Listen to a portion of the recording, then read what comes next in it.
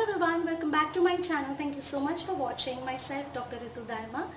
आज इस वीडियो में हम लोग बात करने वाले हैं बाकी की जो तीन कार्डिनल प्रिंसिपल्स ऑफ होम्योपैथी हैं उनके बारे में। फर्स्ट वीडियो था जिसमें कि मैंने बात की थी स्टार्टिंग के दो, that means law of similar and law of simplex के बारे में। नेक्स्ट वीडियो जो अपलोड किया मैंने उसमें मैंने आपसे बात की थी लॉ ऑफ मिनिमम डोज के बारे में and doctrine of drug proving के बारे में।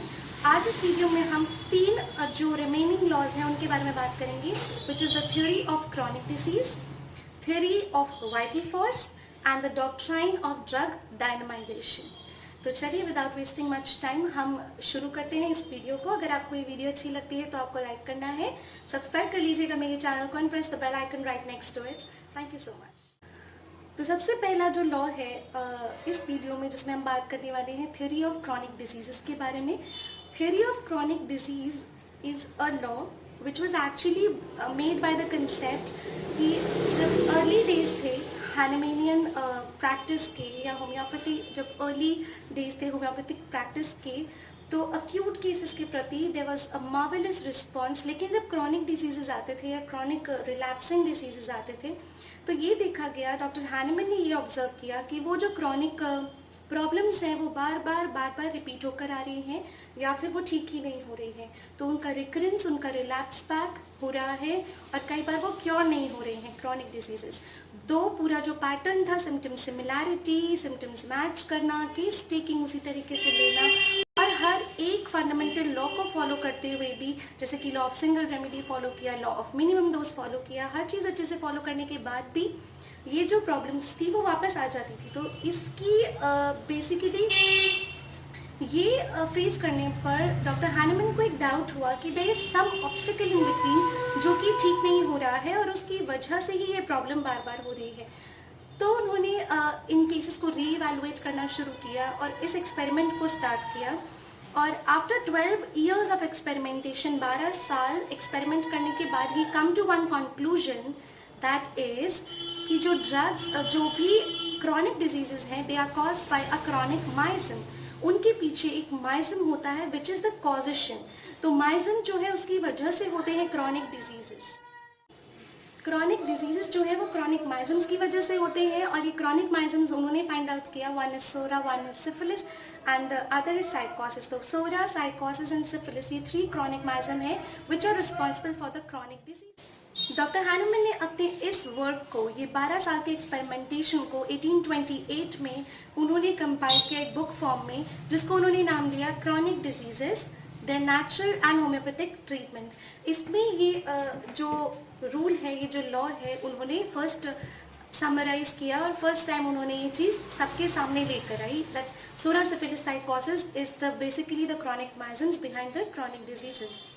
और इसी के बाद ये जो थ्योरी ऑफ क्रॉनिक डिजीज है ये इनकॉर्पोरेट की गई थी fourth edition of Organon of medicine, जो डॉक्टर सैमुअल हैनमैन की लिखी हुई बुक्स हैं। ऑर्गेनॉन ऑफ मेडिसिन का जो फोर्थ एडिशन आया 1829 में, तो यही थ्योरी ऑफ क्रॉनिक डिजीज उसमें भी बताई गई। तो ऑर्गेनॉन ऑफ मेडिसिन में भी आपको ये मिल जाएगा थ्योरी ऑफ क्रॉनिक डिजीज के बारे में, और आपको क्रॉनिक डिजीजेस बुक जो है उसमें भी ये चीज़ मिल जाएगी।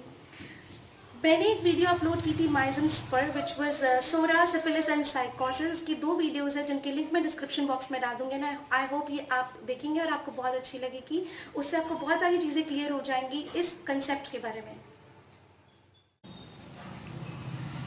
Now is the time for theory of vital force. Vital force का कंसेप्ट जो है वो बहुत से लोग, अगर हम कहें एलोपैथिक सिस्टम की बात करें तो कोई भी इस चीज़ में, कोई भी तो नहीं, फ्यू पीपल आर देयर जो कि वाइटल फोर्स के कंसेप्ट में बिलीव नहीं करते हैं, बट होम्योपैथी में हर कोई इस चीज़ को मानता है कि हमारा जो शरीर है वो एक ट्रिनिटी से बना है, that is the mind, the body and a soul. और बिना सोल के, या जैसे हम दूसरी भाषा में स्पिरिट भी कहते हैं, उसी को डॉक्टर हैनमैन ने वाइटल फोर्स का नाम दिया है। Vital force is the same as soul और you can also call it as spirit. बहुत सारे डॉक्टर या मेडिकल प्रोफेशनल्स सोल में या स्पिरिट में बिलीव नहीं करते हैं, बट होम्योपैथिक फिजिशियन हर कोई इस बात में मानेगा क्योंकि हमारा फाउंडेशन लॉ जो है वो है law of vital force. Doctor Samuel Hahnemann ने ऑर्गेनॉन ऑफ मेडिसिन के अफोरिज्म 10 में ये बात कही है कि वाइटल फोर्स जो है वो कितना ज़रूरी है या हम इसे क्यों मानना चाहिए। हमारी बॉडी बिना वाइटल फोर्स के, बिना उस सोल के, बिना उस स्पिरिट के कुछ भी नहीं है। It is just a body, it is just a flash. और अगर हमारी बॉडी के फंक्शंस हैं, अगर हमारी बॉडी में सेंसेशंस हैं, वो सब कुछ उस वाइटल फोर्स की वजह से है। So human body is basically a trinity of mind, body and soul, the spirit which is responsible for different manifestations of life, which is termed by Dr. Hahnemann as vital force। इसको later on 6th edition में vital principle का नाम दिया गया। Organon of medicine के 10th aphorism में क्या लिखा हुआ है, मैं बिल्कुल वैसा का वैसा आपको रीड करके बताती हूँ। The material organism without the vital force, material organism मतलब कि हम बिना वाइटल फोर्स के is capable of no sensation, हमारी कोई क्षमता नहीं है कोई सेंसेशन जनरेट करने की, नो फंक्शन, कोई फंक्शन करने की, नो सेल्फ प्रिजर्वेशन, अपना प्रिजर्वेशन खुद नहीं कर सकते। सो हमारी सारी सेंसेशंस जो हम लेते हैं, हम जो भी फंक्शंस परफॉर्म करते हैं हमारी लाइफ के इस मटेरियल बीइंग के, इस मटेरियल बॉडी के थ्रू, वो सब कुछ ही वाइटल फोर्स की वजह से है। तो इस मटेरियल ऑर्गेनिज्म के अंदर जो हर एक क्षमता प्रोवाइड करते हैं for sensations and functions, it is all because of vital force. So this is another law, this the law of vital force. ये जो डॉक्ट्राइन है, ये जो लॉ है वो इंट्रोड्यूस हुआ था ऑर्गेनॉन ऑफ मेडिसिन में 5th एडिशन में, 1833 में 5th एडिशन आया था। उसमें डॉक्टर हानेमैन ने ये कंसेप्ट को फर्स्ट टाइम जो है बताया था। एंड 6th एडिशन जब आया तो इसका नाम चेंज करके वाइटल प्रिंसिपल कर दिया गया ना। वाइटल फोर्स जो नाम था, it was well adapted according to doctor Samuel Hahnemann. लेकिन वाइटल फोर्स ऐसा मतलब कि बहुत सारे लोगों ने या बहुत सारे जो है कॉमेंट्स आने लगे, बहुत सारे लोग इस चीज़ को नहीं मान रहे थे कि it is a sort of force, ये कोई ताकत है या कुछ है। तो जब इसका नाम दिया गया वाइटल प्रिंसिपल तो वो थोड़ा और ऑथेंटिक, थोड़ा और टेक्निकल टाइप लगने लग गया। एक्चुअल में it is soul and it is spirit. अगर आप इसको लॉ ऑफ सोल भी कहें या लॉ ऑफ वाइटल फोर्स भी कहें तो भी ये बिल्कुल एप्ट है। लेकिन क्योंकि इसको साइंटिफिकली आपको बहुत अच्छा साउंड करना चाहिए तो उसका नाम सिर्फ चेंज किया गया, vital principle. Law is the same कि हमारी बॉडी जो है वो कोई फंक्शन, कोई सेंसेशन परफॉर्म नहीं कर सकती बिना उस आत्मा के, बिना सोल के एंड बिना स्पिरिट के। तो this is the law of vital force. Next and the last one is the 7th, the doctrine of drug dynamization. It can also be called as doctrine of drug potentization because dynamization and potentization is the same thing. Homeopathic dynamisation एक ऐसा process है जिसकी वजह से कोई भी एक medicinal drug substance जो है उसकी दबी हुई सारी क्षमताएं, उसकी पावर्स को अवेक किया जाता है। मतलब कि उसकी जो ऐसी पावर है नेचुरल सब्सटेंस की जो बिल्कुल लेटेंट है, उस कोई एक्टिविटी इनएक्टिव फॉर्म में है, जब उसको डायनामाइज किया जाता है तो वो जागरूक हो जाती है। उसके अंदर की जो कैपेबिलिटीज़ हैं, उसके अंदर की जो एक disease producing and disease curing जो क्वालिटीज़ है वो उसकी अवेकन हो जाती है, जाग जाती हैं और फिर वो एक इनक्रेडिबल डिग्री तक बहुत ही एक्टिव हो जाती है। पोटेंटाइजेशन या डायनामाइजेशन दो फॉर्म्स में किया जाता है, ट्राइट्यूरेशन एंड सकशन। ट्राइट्यूरेशन जो है, जो भी अगर इनसॉल्युबल सब्सटेंस है, इनसॉल्युबल सब्सटेंस मतलब कि जो पानी में नहीं घुल सकता है, उसको ट्राइट्यूरेट किया जाता है। और जो भी पानी में घुल सकता है या जो हमारा बेस व्हीकल है उसके अंदर घुल सकता है, उसको सकस किया जाता है। तो सॉल्युबल जो है, जो हमारे बेस प्रिजर्वेटिव के अंदर, बेस व्हीकल के अंदर जो भी हो सकता है सॉल्युबल, तो सकशन। जो नहीं घुलेगा उसके लिए ट्राइट्यूरेशन। ये दो तरीके से ड्रग को डायनामाइज या पोटेंटाइज किया जाता है। क्यों करना ज़रूरी है?